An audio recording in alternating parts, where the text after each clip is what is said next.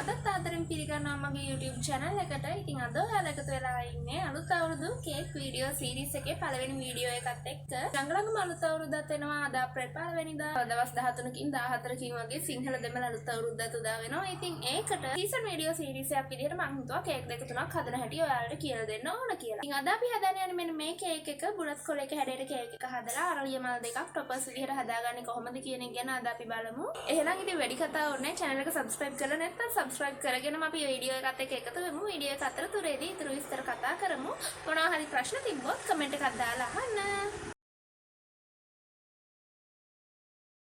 ඉස්සෙල්ලාම අපි කේක් එක උඩින් තියෙන අරලිය මල් දෙක හදාගන්නයි හදන්නේ. ඒකට මම අද පාවිච්චි කරන්නේ ෆොන්ඩන්ට්. ඔයාලට කැමති නම් ගම් පේස්ට් පාවිච්චි කරන්නත් පුළුවන්. ටොපර්ස් හදන ෆොන්ඩන්ට් අයිසින් එක පාවිච්චි කරද්දී ඔයාලා තයිලස් පවුඩර් එකකුත් එකතු කරගන්න. එතකොට ටොපර්ස් ඉක්මනට වේලෙන්න උදව්වක් වෙනවා. මම මෙතන ෆොන්ඩන්ට් ටිකක් ලොකු ප්‍රමාණයක් හදාගෙන තියෙන්නේ. මම තව ටොපර්ස් කීපයකටත් එක තමයි ෆොන්ඩන්ට් එක හදාගත්තේ. හැබැයි ඔයාලා හදන්නේ අරලිය මල් දෙකක් විතරයි නම් ඒකට බොහොම පොඩි ෆොන්ඩන්ට් ප්‍රමාණයක් තමයි අවශ්‍ය වෙන්නේ. ඒකට ඔයාලට මෙෂරින් ස්පූන් සෙට් එකේ තියෙන චූටි මෙහෙන්ද පාවිච්චි කරන්න පුළුවන්. එහෙම නැත්නම් යෝගට් හැන්දක් වගේ පොඩි ප්‍රමාණයකින් උනත් ingredients measure කරලා ගන්න පුළුවන්. ඔයාලා මගේ fondant video එක බැලුවා නම් ඔයාලා දන්නවා අපි fondant එක හදන්නේ glucose syrup, gelatin සහ වතුර එකට 4.5 අනුපාතයට. ඒ කියන්නේ glucose syrup තේ හැන්දක් ගත්තොත් gelatin තේ හැන්දයි වතුර තේ හැන්දි 4.5යි. ඒ විදිහට තමයි අපි අනුපාතය ගන්නේ fondant එකක් හදනකොට. ඉතින් ඔයාට පොඩි ප්‍රමාණයක් නම් fondant ඕන තේ හැන්ද පාවිච්චි කරන්න නැතුව වෙන පොඩි හැන්දක් පාවිච්චි කරලා ඔයාට ingredients measure කරලා ගන්න පුළුවන්. ඉතින් කතාව අතරතුර ඔයාලා දකින්න ඇති මම fondant පොඩි කෑල්ලක් අරගෙන ඒක හොඳට නීට් කරලා ඒක තුනී කරගෙන මලට අවශ්‍ය විදිහට පෙති ටික කපා ගත්තා. මෙතෙන්දී සාමාන්‍යයෙන් අපි රෝස් මලකට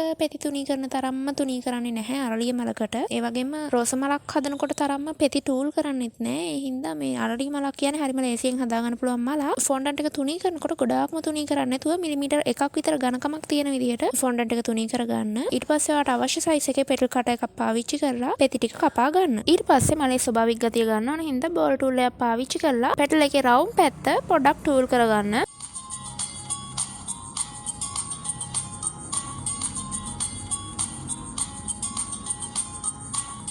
ඊට පස්සේ මම කහපාට කලරින් චුට්ටක් අරගෙන මේකට වතුර මොකුත් එහෙම ඇඩ් කරලා නැහැ. කලරින් විතරක් අරගෙන මේ විදිහට පෙතිවල අග කොටසේ ඇප්ලයි කරගන්නවා. ඊට පස්සේ පෙති ටික එකතු කරලා අරලිය මලක් විදිහට හදා ගන්නවා. පෙති ටික ඇලෙන්න මම වතුර තමයි පාවිච්චි කරන්නේ. ආට කැමති නම් එඩිබල් ග්ලූ එකක් වුණත් පාවිච්චි කරන්න පුළුවන්.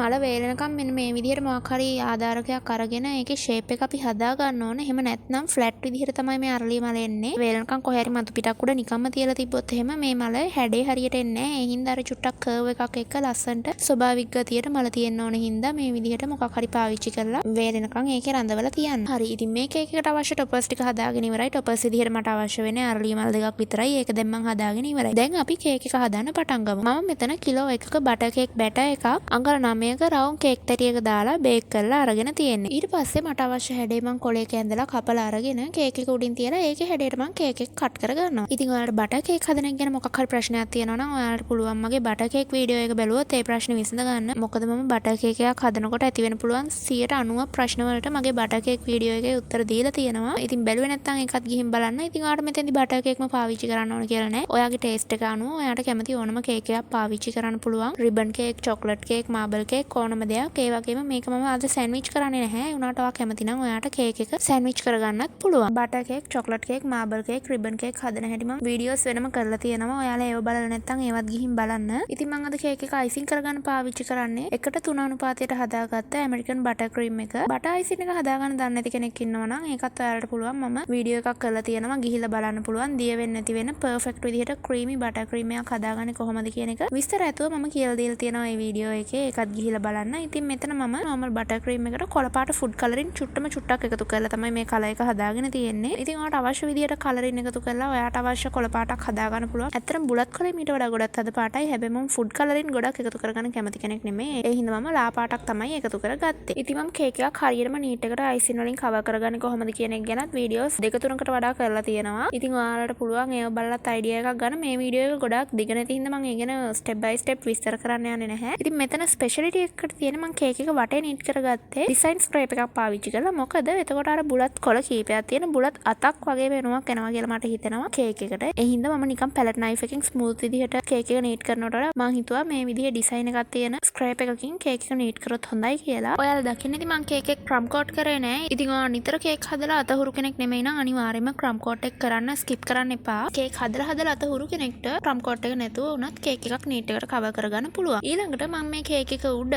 fondant tool එක පාවිච්චි කරලා තමයි කේක් එකේ මේ ඉරි ටික ඇඳගත්තේ. ඔයාට මේ විදිහේ උල් හැඩයක් තියෙන fondant tool එකක් නැත්නම් ඔයාට පුළුවන් barbecue stick එකක් වගේ දෙයක් පාවිච්චි කරලා එහෙම නැත්නම් ඉරට්ටක් හරි පාවිච්චි කරලා කේක් එක උඩ මේ විදිහට ඉරි ටික ලස්සනට අවශ්‍ය විදිහට ඇඳ ගන්න. කේක් එකේ බෝඩ් එක පයිප් කරේ Wilton number 4 කියන round tip එකක් තියෙන nozzle එකෙන්. ඊට පස්සේ මම fondant වලින් සුදු පාට චූටි තීරුවක් කපාගෙන ඒක උඩ edible pen එකකින් සුබ අලුත් අවුරුද්දක් වේවා කියලා ලියලා ඒක කේක් එක උඩින් තිබ්බා. ඊට අමතරව අපි හදාගත්ත අරලි මල් දෙකයි. ඊට අමතරව මම පොඩි flower කට එකක් පාවිච්චි කරලා චූටි මල් ටිකක් කපා ගත්තා. ඒ ටිකත් මම කේක් එක ලස්සන කරගන්න පාවිච්චි කරා. ඉතින් මේ තියෙන්නේ අපේ කේක් එකේ final look එක. ඉතින් ඔන බිස්නස් එකක් කරන කෙනෙක්ට වගේම ගෙදර කේක් හදන කෙනෙක්ට උනත් අලුත් අවුරුදු මේසෙට ඔයාලගේ මේසෙ තවත් ලස්සන කරගන්න මේ වගේ කේක් එකක් එකතු කරගන්න පුළුවන්. මම හිතනවා අද වීඩියෝ එකත් ඔයාලට ප්‍රයෝජනවත් වෙන්නේ නැති කියලා. ඉතින් වීඩියෝ එක හොඳයි නම් ලයික් එකක් දාන්න. එහෙනම් ලබන සතියේ තවත් වීඩියෝ එකකින් හම්බ වෙනකම් පරිස්සමින් ඉන්න. අදට ගිහින් එන්නම්. බයි.